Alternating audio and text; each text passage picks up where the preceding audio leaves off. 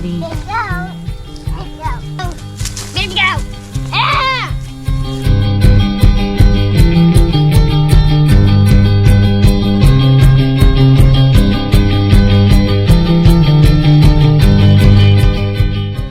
Okay, good. Ready to go for a ride, bub? You ready to go?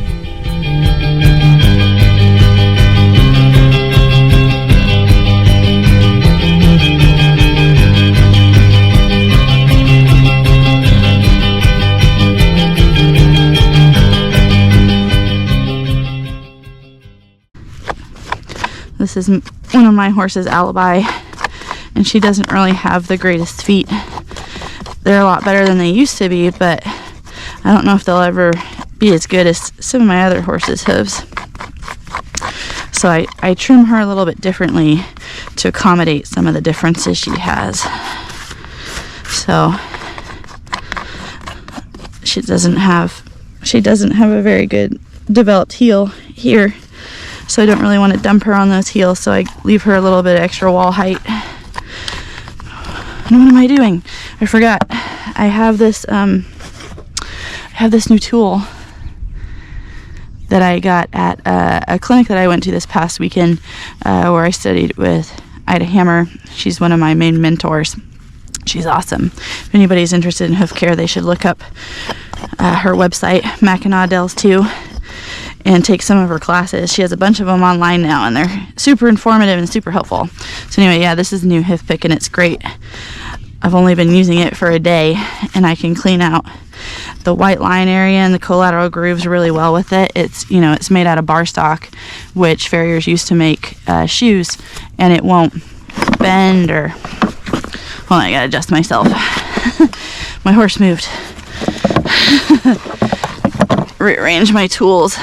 I'm missing a magnet on this side, so those have to sit down there at the base of my hoof stand. Okay, so there's not really much on this horse to take with my nippers, so I'm going to start with my rasp. And on her, I usually start at the toe first.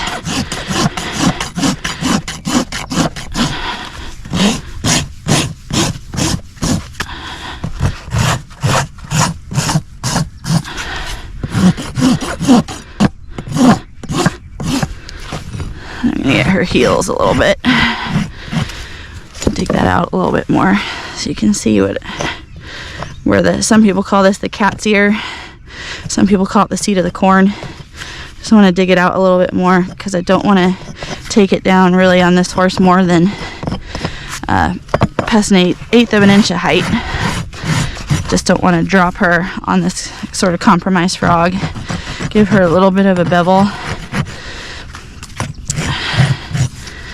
I don't want to really smooth that edge.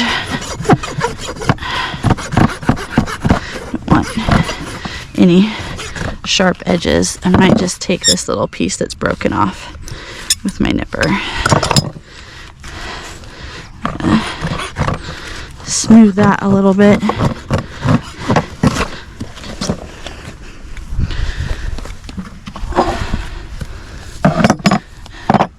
Put all my tools back on the base of my stand. And ask her to pick her foot up again.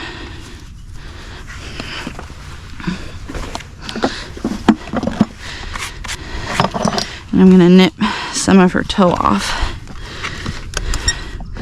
vertically before I continue making my bevel at the front of the foot.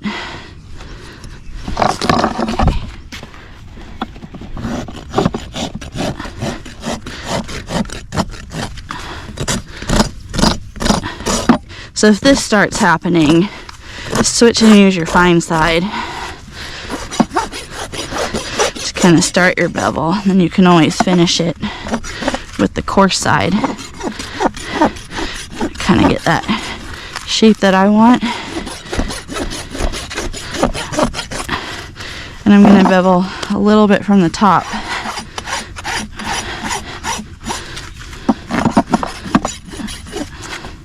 Okay, going to make sure my bars aren't higher. This one's a little a little too high.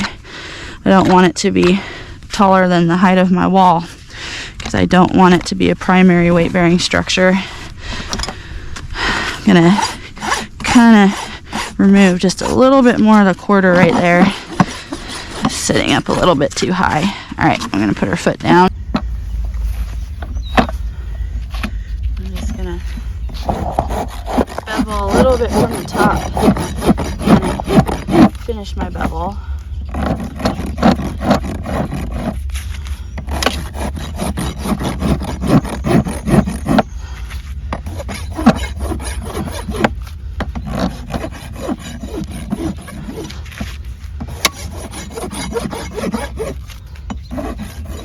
One thing I need to stop doing, I need to start picking up my rasp more when it's on the back side of my slope,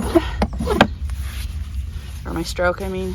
So what I've been doing is I've been going down and coming back up, and I think that's, like I just did there, oh, it's gonna take some mindfulness work to stop doing that. Okay, so that's pretty good. I wanna check it from the bottom one more time, just to make sure I don't have any sharp edges after. Girl.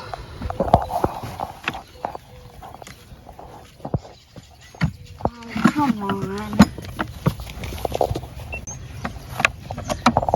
So this is kind of good.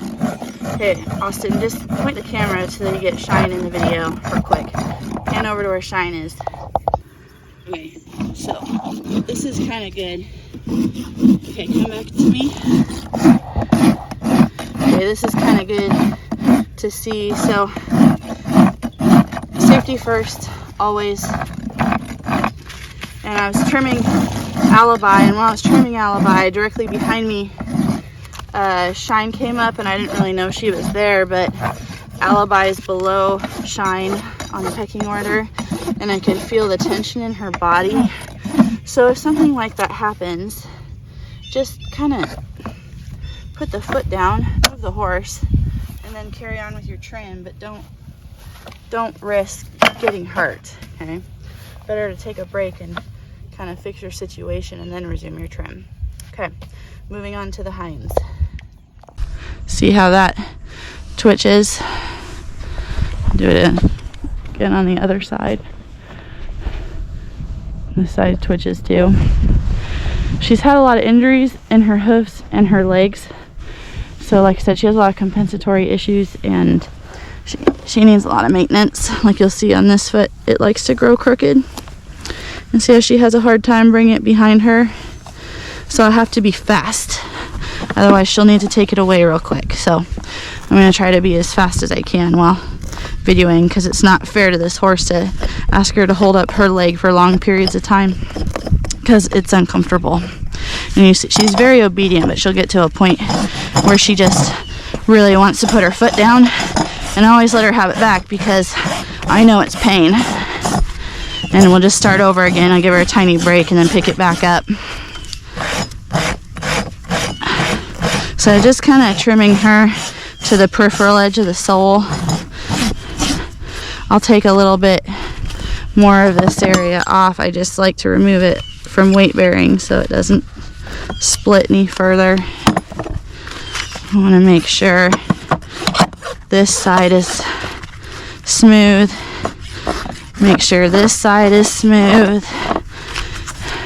Make sure I smooth my heel a little bit, which is hard from this angle, especially with a sharp rasp, and my rasp is pretty sharp, so I'm gonna have to get some of that from the top because it'll be an easier position, and it's also an easier way for her to hold her hoof up. So that's really about all I'm gonna do on the bottom of her hooves.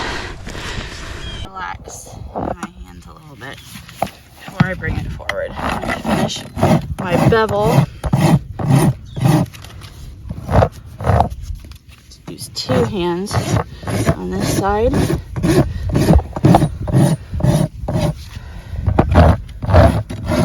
And that area that was kind of hard to get, I'm going to get from the top this direction. Same thing over here. I'm going to do a light rasping. kind of get my bevel where I want it without hopefully creating a new sharp edge. Okay, that looks pretty good. That look pretty good?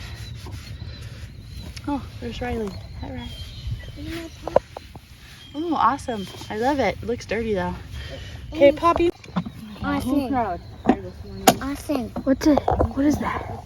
It's a zebra. A zebra? Yeah. It's never gonna be normal again because She's in my bag. it extended all the way to the hairline. So always gonna have. Gotta keep videoing her.